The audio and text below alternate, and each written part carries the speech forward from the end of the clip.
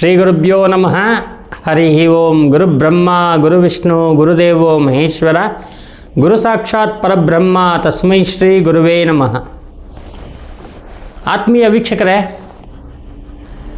ಈ 2026ನೇ ಇಸವಿ ಏನು ಪ್ರಾರಂಭ ಆಗ್ತಾಯಿದೆ, ಈ ಪ್ರಾರಂಭದಲ್ಲಿ ನೀವು ಅದ್ಭುತವಾಗಿರ್ತಕ್ಕಂಥ 10 ದೇವಿಯರ ಪೂಜೆಯನ್ನು ಮಾಡಬೇಕು.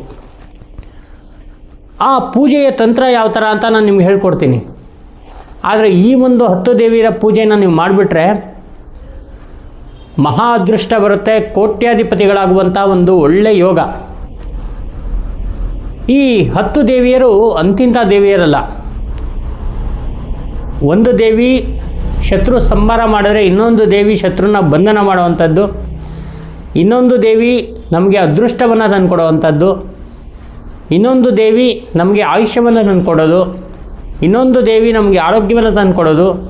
ಈಗಿನ 10 ಜನ 10 ಕೆಲಸಗಳನ್ನ ಮಾಡುವಂಥ ಮಹಾದೇವಿಯರಾಗಿರ್ತಾರೆ.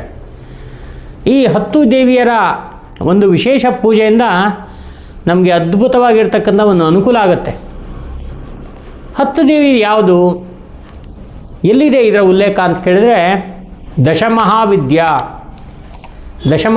ಅನ್ನುವಂಥ ಒಂದು ಪುಸ್ತಕದಲ್ಲಿ 10 ದೇವಿಯರ ಸಂಪೂರ್ಣವಾಗಿರ್ತಕ್ಕಂಥ ಚರಿತ್ರೆ, ಯಂತ್ರ, ಸಾಧನೆ, ಮಂತ್ರ, ತಂತ್ರ, ಬಹಳ ನಿಗೂಢವಾಗಿರ್ತಕ್ಕಂಥ ಒಂದು ಅದ್ಭುತ ತಂತ್ರಗಾರಿಕೆ ಇರೋಂಥ ಒಂದು ಗ್ರಂಥ ಅದು ದಶಮಹಾವಿದ್ಯೆ. ಈ ದಶಮಹಾವಿದ್ಯೆ ಏನಾಗುತ್ತೆ ಅಂತ ಹೇಳಿದ್ರೆ, ಪುರಾತನ ಕಾಲದಲ್ಲಿ ಬರೆದಿರ್ತಕ್ಕಂಥ ಗ್ರಂಥ ಇವಾಗಿಲ್ಲ. ಇವಾಗ ನಿಮಗೆಲ್ಲ ಸಿಗುವಂಥದ್ದು ಏನಂತ ಹೇಳಿದ್ರೆ ಅದರ ಒಂದು ಸಾರಾಂಶ ಇರುವಂಥ ಒಂದು ಗ್ರಂಥ ಅಷ್ಟೇ. ಆದರೆ ಪೂರ್ವದಲ್ಲಿ ಈ ಒಂದು ದಶಮಹಾವಿದ್ಯೆ ಏನಿದೆ, ಆ ದಶಮಹಾವಿದ್ಯೆಯಲ್ಲಿ ಬಂದಿರತಕ್ಕಂಥ ಈ 10 ಜನ ದೇವಿಯರ ಒಂದು ಪೂಜೆಯನ್ನು ಮಾಡಿದಾಗ ನಮಗೆ ವಿಶೇಷವಾಗಿರ್ತಕ್ಕಂಥ ಅನುಕೂಲ ಆಗುತ್ತೆ ಅಂತಕ್ಕಂಥದ್ದು ಬಂದಿದೆ. ಹಾಗೆ ನಾನು ಕೆಲವರಿಗೆ ಪರಿಹಾರವಾಗಿ ಈ 10 ದೇವಿಯರ ಪೂಜೆಯನ್ನು ಕೊಟ್ಟಿದ್ದೀನಿ. ಆ ಒಂದು 10 ದೇವಿಯರ ಪೂಜೆ ಮಾಡಿದ್ರಿಂದ ಇವತ್ತಿಗೆ ಅವರು ಬಹಳ ಒಂದು ಅನುಕೂಲವಾಗಿದ್ದಾರೆ. ಹಾಗಾಗಿ ಈ 2026ನೇ ಇಸವಿಯಲ್ಲಿ ನೀವು ಕೂಡ ಅದೃಷ್ಟವಂತರಾಗಲಿ ಅಂಥೇಳಿ ಈ ಒಂದು ಪೂಜೆಯ ಬಗ್ಗೆ ಹೇಳ್ತಾ ಇದ್ದೀನಿ. ಇದರಲ್ಲಿ ಬರುವಂತಹ 10 ಜನ ಮಹಾದೇವಿಯರು, ಅದರಲ್ಲಿ ಯಾವ್ಯಾವ ದೇವಿಯರು ಅಂತ ನಾನು ನಿಮ್ಗೆ ಹೇಳ್ತೀನಿ. ಒಂದು ಕಡೆ ಬೇಕಾದ್ರೆ ಬರ್ಕೊಳ್ಳಿ. ಮೊದಲನೇದಾಗಿ ಭದ್ರಕಾಳಿ, ಎರಡನೇದಾಗಿ ತಾರಾ, ಇನ್ನು ಮೂರನೇದಾಗಿ ತ್ರಿಪುರ ಸುಂದರಿ, ಇನ್ನು ನಾಲ್ಕನೇದಾಗಿ ಭುವನೇಶ್ವರಿ, ಐದನೇದಾಗಿ ಭೈರವಿ, ಇನ್ನು ಆರನೇದಾಗಿ ಚನ್ನಮಸ್ತ, ಇನ್ನು ಏಳನೇದಾಗಿ ಧೂಮಾವತಿ, ಇನ್ನು 8ನೇದಾಗಿ ಬಗಲಾಮುಖಿ, ಇನ್ನು 9ನೇದಾಗಿ ಮಾತಂಗಿ, ಇನ್ನು 10ನೇದಾಗಿ ಮಹಾಲಕ್ಷ್ಮಿಯ ಅವತಾರಣಿಯಾಗಿರ್ತಕ್ಕಂಥ ಮಹಾ ಐಶ್ವರ್ಯವನ್ನು ಕೊಡುವಂಥ ದೇವಿ ಕಮಲಾ ಅಂತಕ್ಕಂಥ ಒಂದು ದೇವಿ. ಈ 10 ಜನ ಸೇರಿ ನಿಮ್ಮ ಜೀವನದಲ್ಲಿ ಒಂದು ಅದೃಷ್ಟವನ್ನು ಕ್ರಿಯೇಟ್ ಮಾಡುವಂಥ ಶಕ್ತಿ ಇದೆ. ಈ 10 ದೇವಿಯರ ಒಂದು ಪೂಜೆಯನ್ನು ಯಾವ ಥರ ಮಾಡಬೇಕು ಅಂತಕ್ಕಂಥ ಕ್ರಮವನ್ನು ತಿಳ್ಕೊಂಡು ಈ ಒಂದು ಪೂಜೆಯನ್ನು ನೀವು ಪ್ರಾರಂಭ ಮಾಡಿದಾಗ ನಿಮಗೆ ಅದೃಷ್ಟ ಅಂತಕ್ಕಂಥದ್ದು ಬಹಳ ಚೆನ್ನಾಗಿ ಬರುತ್ತೆ. ನೀವೇನು ಮಾಡಬೇಕಪ್ಪ ಅಂತ ಹೇಳಿದ್ರೆ, ಮನೆಯಲ್ಲಿ ಒಂದು ಶುದ್ಧವಾಗಿರ್ತಕ್ಕಂಥ ಮಣಿಯನ್ನು ತಗೊಳ್ಳಿ, ಅಥವಾ ಮರದ ಹಲಿಗೆಯನ್ನು ತಗೊಳ್ಳಿ. ಆ ಹಲಿಗೆ ಮೇಲೆ ಅಥವಾ ಮಣೆಯ ಮೇಲೆ ಗೋಮೂತ್ರ ಅಥವಾ ಸಗಣಿಯನ್ನು ಹಾಕಿ, ಸಗಣಿ ನೀರನ್ನು ಹಾಕಿ ಚೆನ್ನಾಗಿ ಅದನ್ನು ಸಾರಿಸಿ ಒರೆಸ್ಬಿಟ್ಟು 10 ಬಾಕ್ಸ್ಗಳನ್ನ ಮಾಡ್ಕೊಳ್ಳಿ.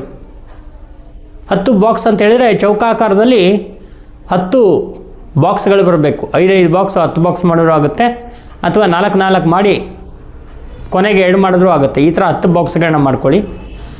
ಆ 10 ಬಾಕ್ಸಲ್ಲಿ ನೀವು ಅರಿಶಿನ, ಕುಂಕುಮ, ಸಿಂಧೂರ, ಗಂಧ, ಭಸ್ಮ, ಅರಿಶಿನ, ಕುಂಕುಮ, ಸಿಂಧೂರ, ಗಂಧ ಮತ್ತು ಭಸ್ಮ ಇಷ್ಟನ್ನು ಕೂಡ ಆ 10 ಬಾಕ್ಸ್ಗಳ ಮೇಲೆ ಹಾಕಿ.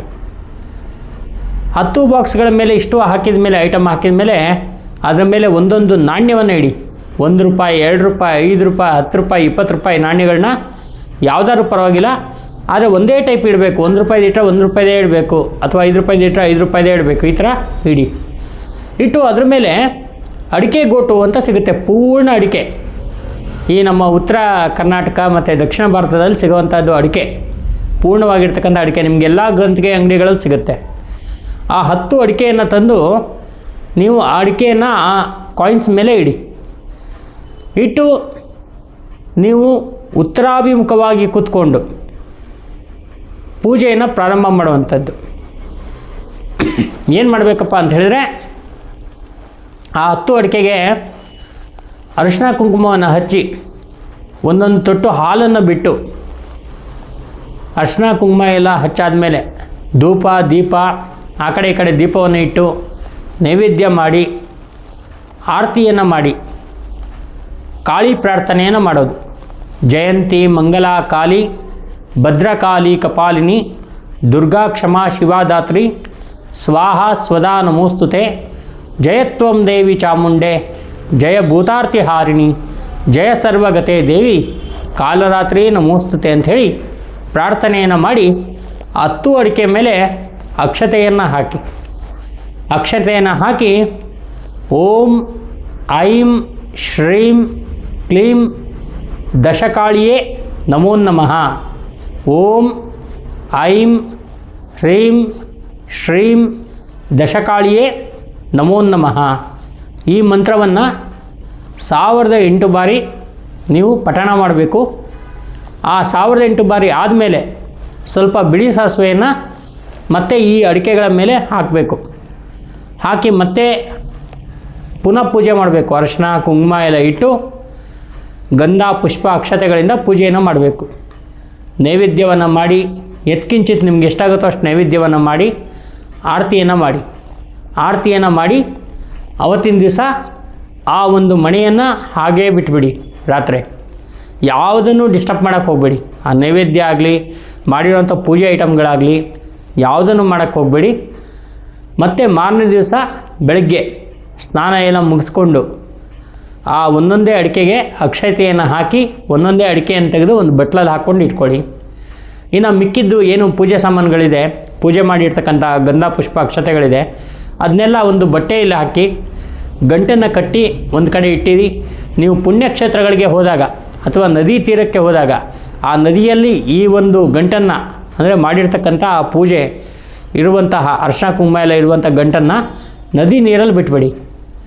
ಮತ್ತು ಈ ಅಡಿಕೆಯನ್ನು ನೀವು ಇಟ್ಕೊಂಡು 9 ಶುಕ್ರವಾರಗಳ ಕಾಲ, ಅಂದರೆ 9 ಶುಕ್ರವಾರ, ವಾರಕ್ಕೊಂದು ಶುಕ್ರವಾರ, ಅದೇ ಥರ 9 ಶುಕ್ರವಾರಗಳ ಕಾಲ ಅಥವಾ ತಿಂಗಳಿಗೆ ಒಂದು ಶುಕ್ರವಾರ ಮಾಡಿಕೊಂಡು 9 ತಿಂಗಳು ನೀವು ಕಂಟಿನ್ಯೂ ಮಾಡಿಕೊಂಡ್ರೂ ಆಗುತ್ತೆ.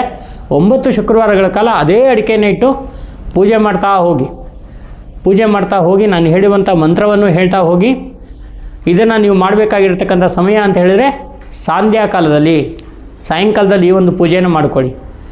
ಈ ಒಂದು ಪೂಜೆ ಮಾಡೋದ್ರಿಂದ ನಿಮ್ಮ ಶತ್ರುಗಳಿರ್ಬೋದು, ದೃಷ್ಟಿ ಇರ್ಬೋದು, ವ್ಯಾಪಾರ ವ್ಯವಹಾರಗಳಿರ್ಬೋದು, ಕೋರ್ಟು ಕಚೇರಿಗಳಿರ್ಬೋದು, ಎಲ್ಲದರೂ ಒಂದು ರೀತಿಯಲ್ಲಿ ಅನುಕೂಲ ಆಗುತ್ತೆ ನಿಮಗೆ. ಮಾಡಿದ ಮೇಲೆ ಈ ಒಂದು ಒಳ್ಳೆಯ ಫಲವನ್ನು ನೀವು ಅನುಭವಿಸ್ತೀರಾ. ನಿಮ್ಮ ಒಂದು ಜೀವನದಲ್ಲಿ ಒಳ್ಳೆಯ ಒಂದು ಅದೃಷ್ಟ ಅಂತಕ್ಕಂಥದ್ದು ಬರುತ್ತೆ. ಈ ನಮ್ಮ ಒಂದು ಕನ್ನಡ ಆಸ್ಟ್ರೋ ಮೀಡಿಯಾದಲ್ಲಿ ನಿಮಗೆ ಅನುಕೂಲವಾಗುವಂತಹ ನಾನಾ ರೀತಿಯ ಈ ಥರದ ಒಂದು ಸಣ್ಣ ಸಣ್ಣ ಪರಿಹಾರಗಳನ್ನ ಕೊಡ್ತೀನಿ. ಅದರಲ್ಲಿ ಈ ದೇವಿಯರ ಒಂದು ಮಾಡುವಂಥ ಪೂಜೆ ಬಹಳ ವಿಶೇಷವಾಗಿರ್ತಕ್ಕಂಥದ್ದು. ನಿಮ್ಮ ಅನುಕೂಲಕ್ಕೆ ಬೇಕಾದರೆ ದಶಮಹಾವಿದ್ಯಾ ಅನ್ನುವಂಥ ಬುಕ್ಕು ಕೂಡ ಸಿಗುತ್ತೆ. ಆ ಬುಕ್ಕನ್ನು ಕೂಡ ತಂದು ಅದರಲ್ಲಿ ಅಷ್ಟೋತ್ತರ ಶತನ ಮಂತ್ರಗಳೆಲ್ಲ ಇರುತ್ತೆ ದೇವಿಯರದು, ಅದು ಕೂಡ ನೀವು ಪಠಣ ಮಾಡ್ಬೋದು. ಅಥವಾ ಸರಳವಾಗಿ ನಾನು ಹೇಳ್ಕೊಟ್ಟಿರ್ತಕ್ಕಂಥ ಕ್ರಮದಲ್ಲಿ ಮಾಡ್ಕೊಳ್ಳಿ. ಜೀವನದಲ್ಲಿ ಬಹಳ ಒಂದು ಅದ್ಭುತ ನೀವು ಕಾಣ್ತೀರಾ. ನಮಸ್ಕಾರ.